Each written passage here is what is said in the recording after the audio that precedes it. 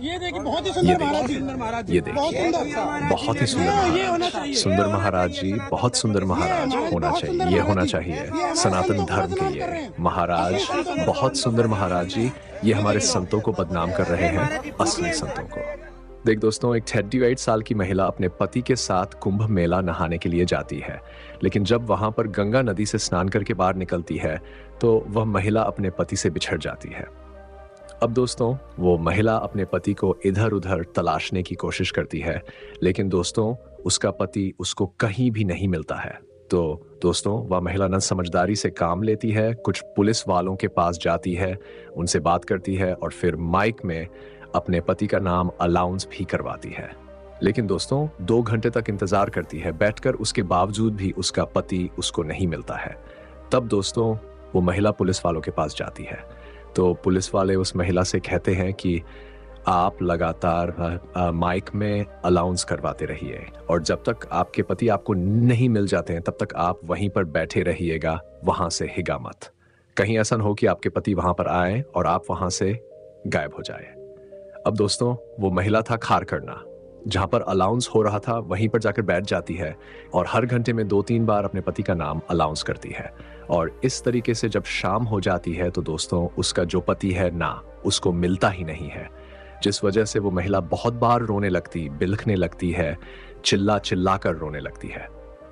दोस्तों उस महिला का नाम उर्मिला होता है और उसकी उम्र 38 साल के आसपास होती है। और दोस्तों उसके पति का नाम सौरभ यादव होता है, जिसकी उम्र लगभग 56 साल के आसपास होती है। दोस्तों ये दोनों पति और पत्नी बिहार के दरभंगा जिले के रहने वाले हैं और बड़े शौक से कुंभ मेला में स्नान करने के लिए आए थे, बड़ी श्रद्धा से आए थे।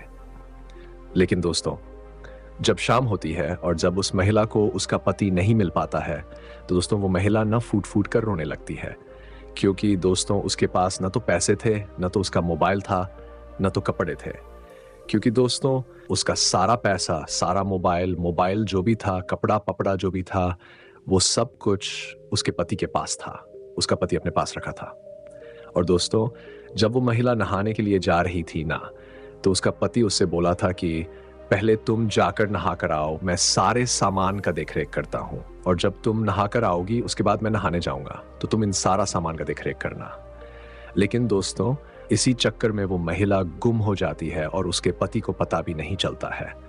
अब दोस्तों मैं एक चीज आप लोगों को बता दूं, ना कि नहान में अक्सर यही होता है कि जहां पर 1 लाख 1.5 लाख लोग नहाएंगे, इतने सारे लोग नहाएंगे, तो उस सारे लोग नहाएंगे तो उसमें पता नहीं चलता है।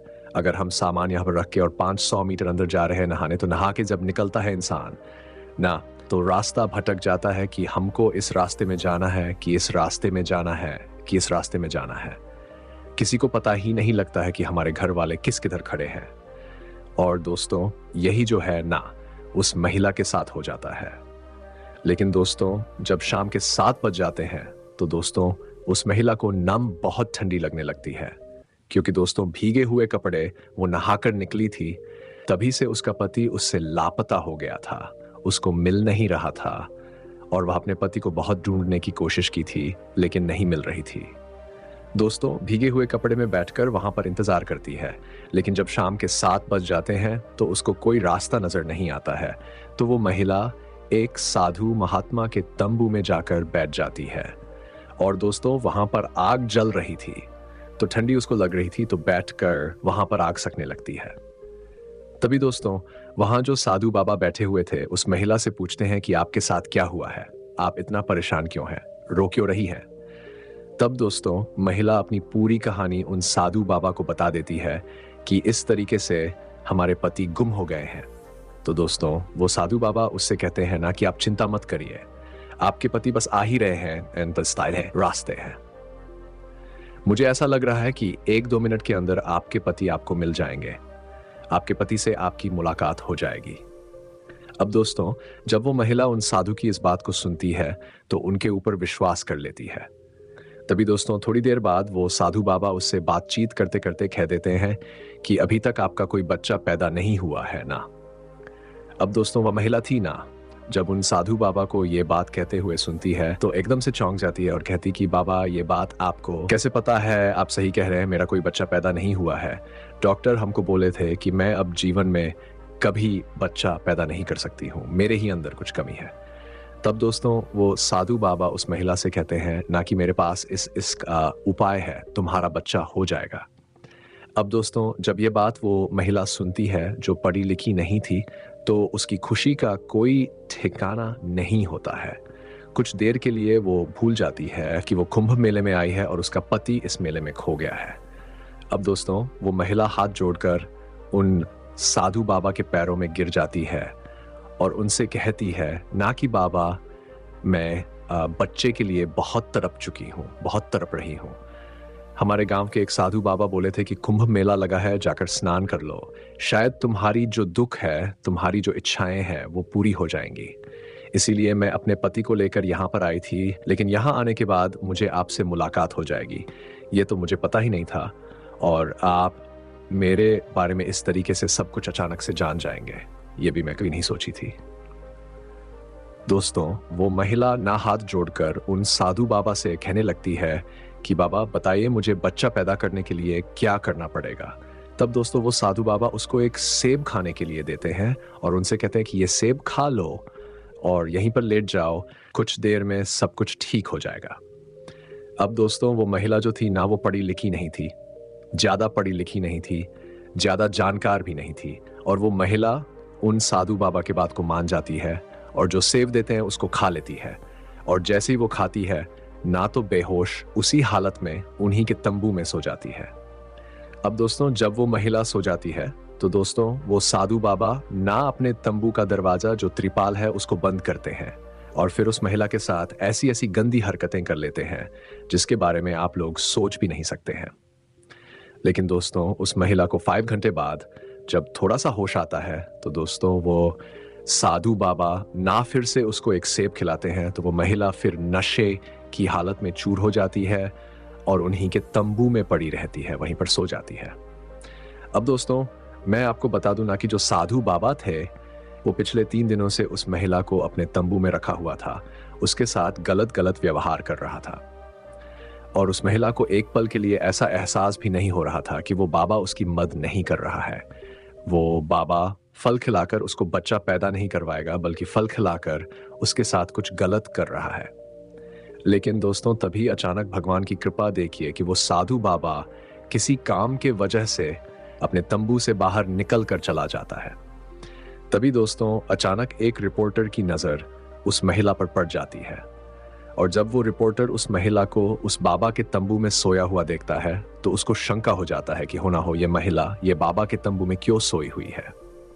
अब दोस्तों वो रिपोर्टर ना उस महिला के पास जाता है और जब उसको उठाने की कोशिश करता है दोस्तों तो उसको पता चलता है कि वो महिला पूरे तरीके से नशे की हालत में चूर है, उसको होश नहीं है। अब दोस्तों वो रिपोर्टर 3-4 पुलिस वालों को तुरंत वहां पर बुलाता है और सारा मामला समझ जाता है। और पुलिस वाले जब उस महिला को उठाने की कोशिश करते हैं तो महिला उठती है और जब पुलिस वाले उससे पूछताछ करते हैं कि आप यहाँ पर क्या कर रही हैं, किसके साथ यहाँ पर सोई हुई हैं, तो दोस्तों वो महिला बताती है कि हमारे साथ यहाँ पर एक बाबा बैठे हुए थे, उन्हीं के साथ मैं यहाँ पर पूजा पाठ कर रही थी। तब दोस्तों पुलिस वाले उससे पूछते हैं कि वो बाबा कहाँ चले गए हैं जिनके साथ आप यहाँ पर बैठकर रुकी थी, पूजा पाठ कर रही थी।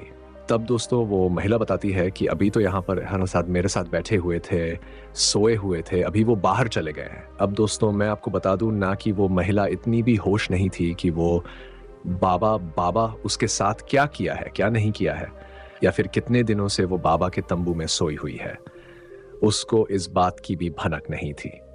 दोस्तों पुलिस वाले ना उस महिला को वहां से उठाते हैं और जब अपने साथ ले जाने की कोशिश करते हैं तभी दोस्तों महिला पुलिस वालों से जाने से मना कर देती है उनके साथ और कहती है कि नहीं, जब तक बाबा जी यहाँ पर नहीं आ जाएंगे तब तक मैं यहाँ से हिलने वाली नहीं हूं।